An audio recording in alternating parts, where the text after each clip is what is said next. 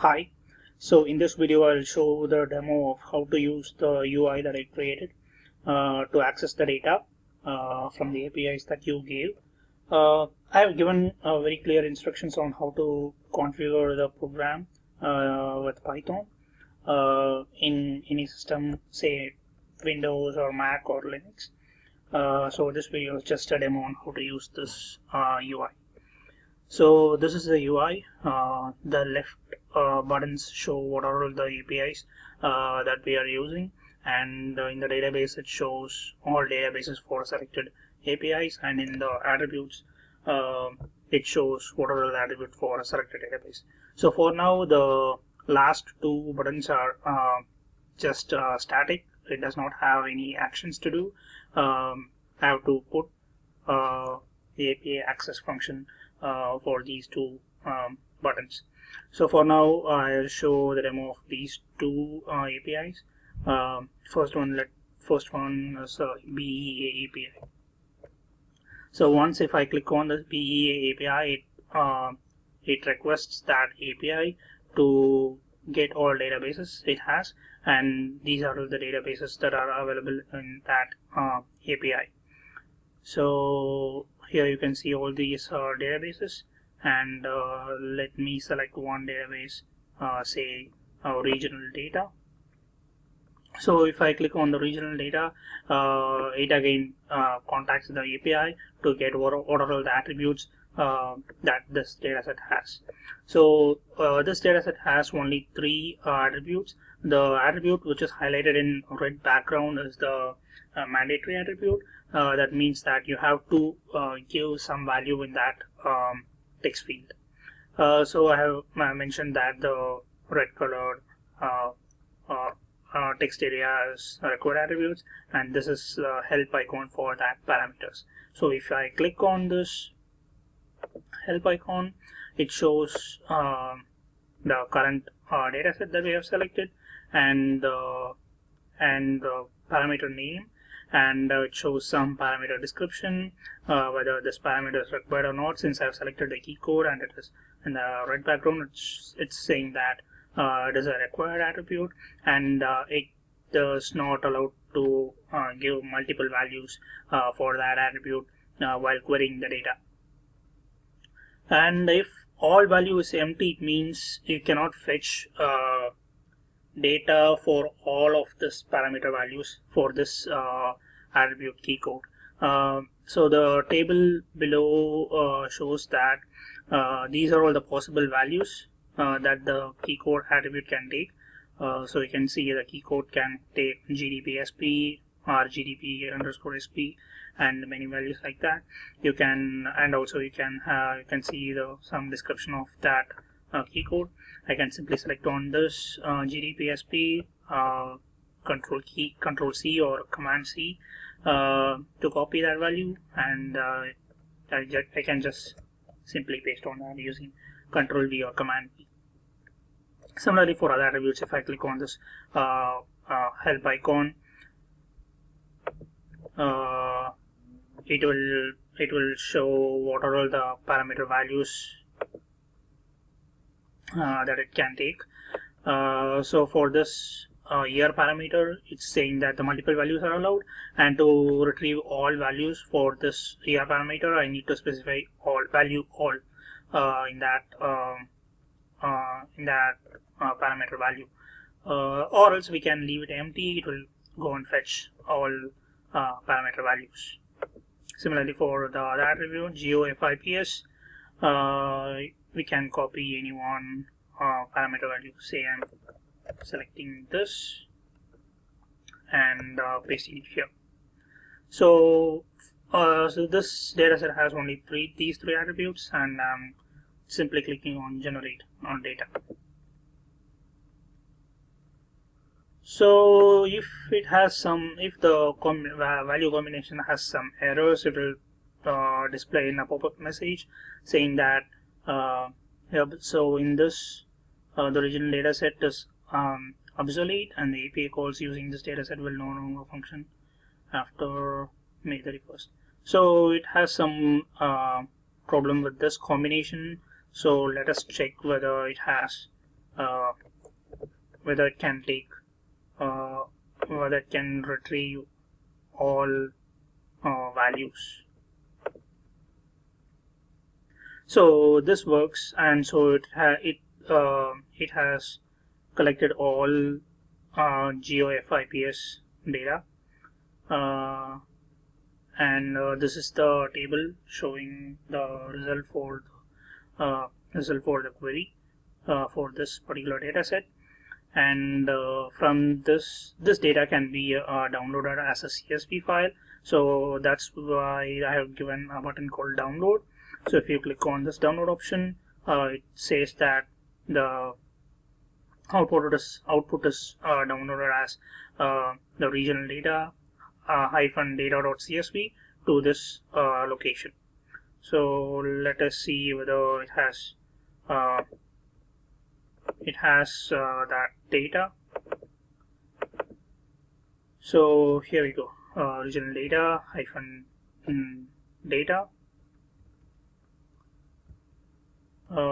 This is the CSV file, and it contains the same data that I showed you in the table. This is the same data. So now let me show you a demo of another dataset in the same API. So let me simply select on this IIP. So in this dataset, if you see, there are no required attributes. This means that you can simply leave it empty. If there are no errors in that query, we will get all data. So let us see.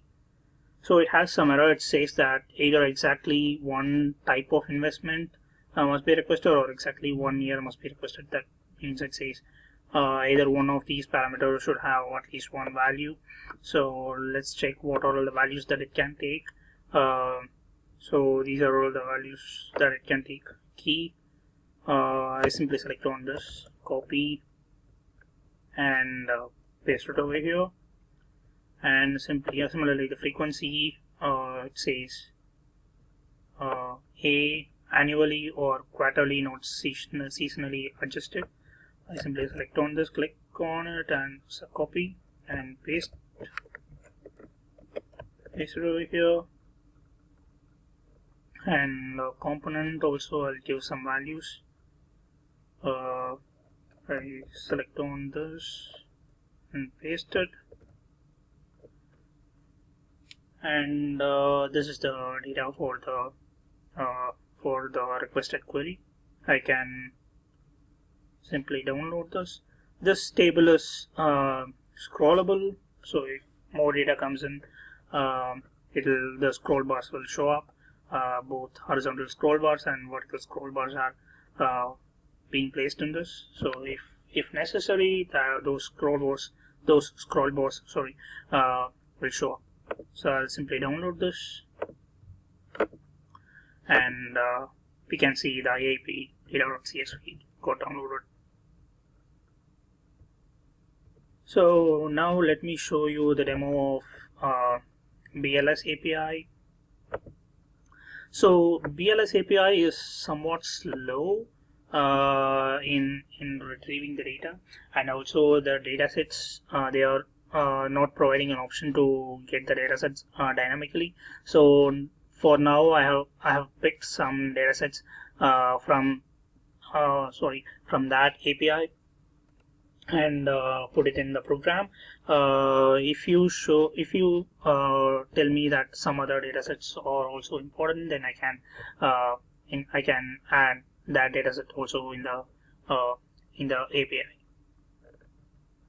So now let me select one dataset, selecting mass layoff statistics, and also in this BLS API for all datasets there are only two attributes, that is start year and end year.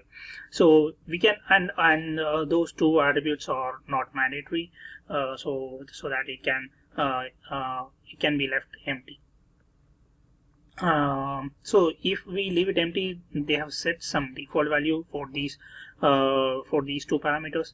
So it will automatically assign that default values and fetch data for you. So let me leave it empty and simply click on generate data. So for this data set, they have set the start year as 2011 January and end year as 2013 May. And similarly, if we give it some start year, say 2012, and generate data. So in this API, if we give the start year, we should also give the end year. So I'll give it as 2015 and give it as generate data. So it has fetched some data, but some values are not available for 2014 and 2015 in this dataset, that BLS API. So we cannot get 2015 data for this dataset. Similarly, we can download this table to a CSV file, and it will be downloaded to the given location. So the file will get downloaded to the project location where your main file resides. So that's where the this file that you download will get downloaded. So this is the API, API or a software that I created to get data from these two APIs. I have to work on to get data from the other two APIs. So let me know whether this UI is enough, or I can modify some other things or modify the UI to make it good look. I have provided clear instructions on how to install packages and how to configure this program to get the data. So let us know whether this UI is enough, and I can proceed with the other two APIs. Thank you.